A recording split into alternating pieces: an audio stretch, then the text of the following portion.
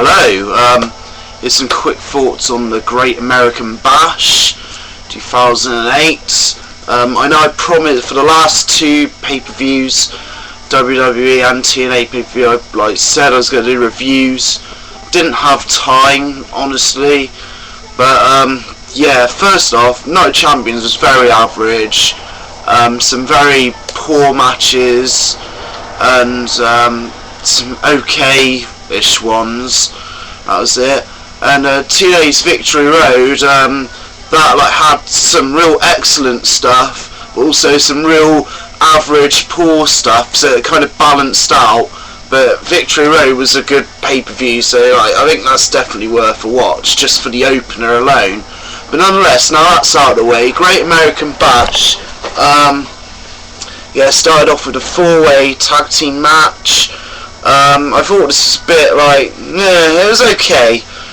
Just some nice stuff from, nice interchanging stuff from Festus and Jesse and Miz and Morrison and all that. Finlay was way over in this match. The crowd were hot for him. Basically there was some finish where Miz and Morrison were out of the ring, and Taylor, Ryder and Hawkins got Festus out, and then just whopped Jesse off the ring, and Ryder and Hawkins are the new tag champions, which is, it surprised me that it's taken this long for them to get it. But another sad thing about it is I like the Miz and Morrison as a tag team. I know a lot of people probably didn't, but yeah, I still see Morrison to be the one to get that big singles push out of the two, and I prefer that. Although Miz is really talented, he's gone to show how talented he is, and I hope this isn't the end of the dirt sheet or whatever. But who knows? We'll see. They may come in as the faces and have a feud as Taylor and Hawkins, but I don't know. Taylor Hawkins is a Foo Fighters drummer, isn't he? I mean Ryder and Hawkins. Next was Shelton Benjamin against Matt Hardy. Very slow build, just a lot of groundwork and stuff, general kind of match. But then it built up as it got along, became more fast paced and near falls. The usual spots, side effects, blah blah blah.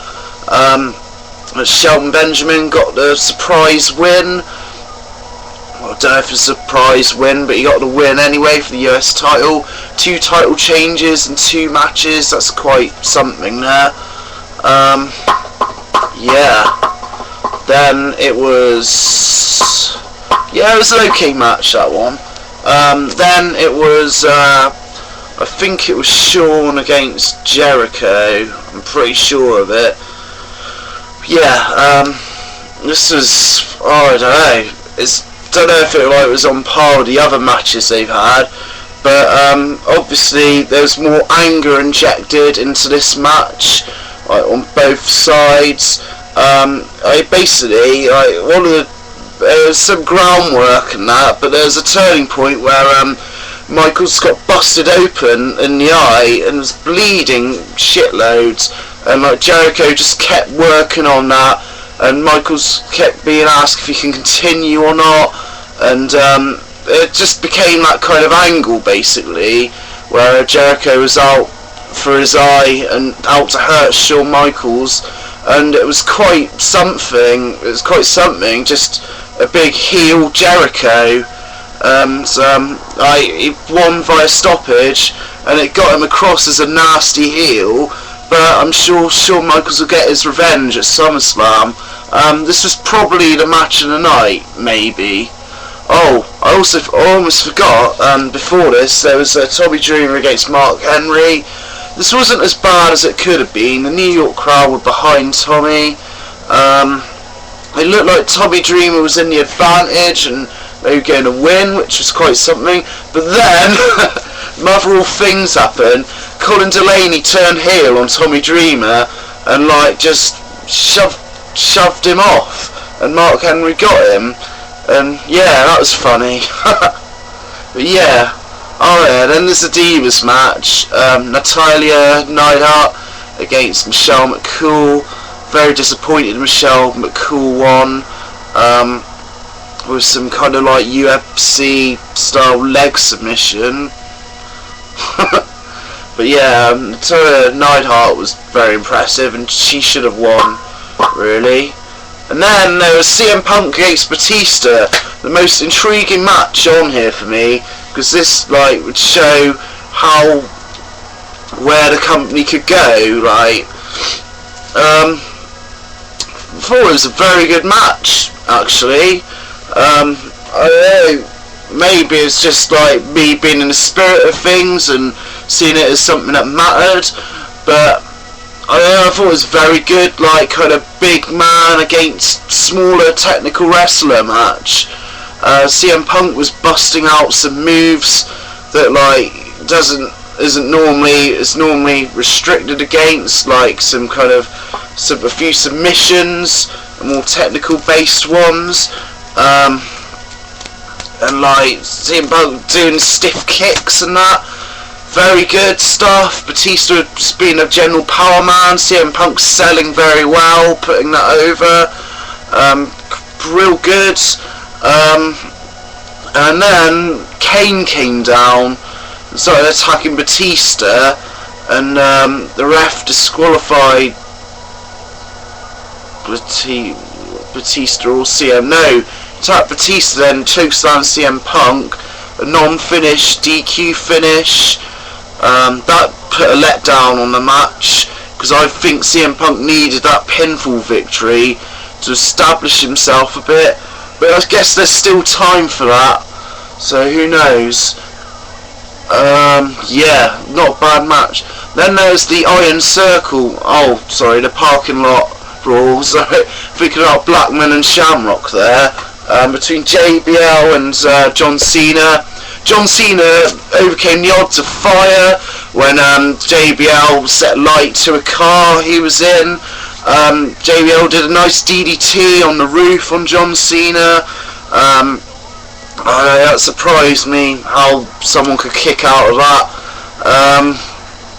Yeah, just lots of whacking into cars and that. Just a bit of, it was an interesting thing, like, interesting atmosphere. It reminds me of like Attitude Era and WCW and stuff, but yeah, it's just a bit silly at the same time.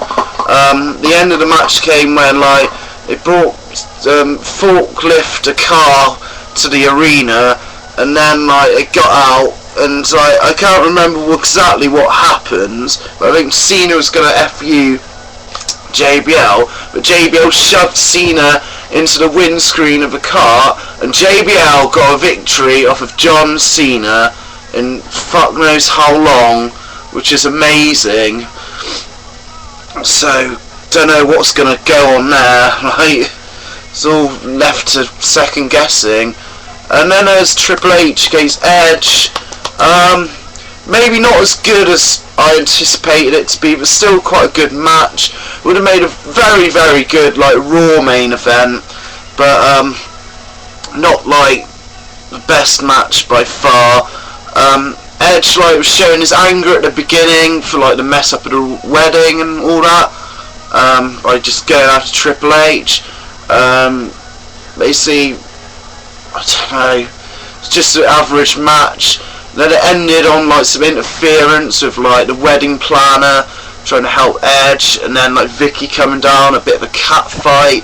Edge gets distracted, blah blah blah, pedigree, Triple H wins, and that was the pay-per-view. So it was alright, but nothing spectacular and out of the ordinary. Hopefully this sets up stuff for SummerSlam. And God, I don't know, it keeps you guessing, doesn't it, I guess. Anyhow, that's my quick thoughts. Bye.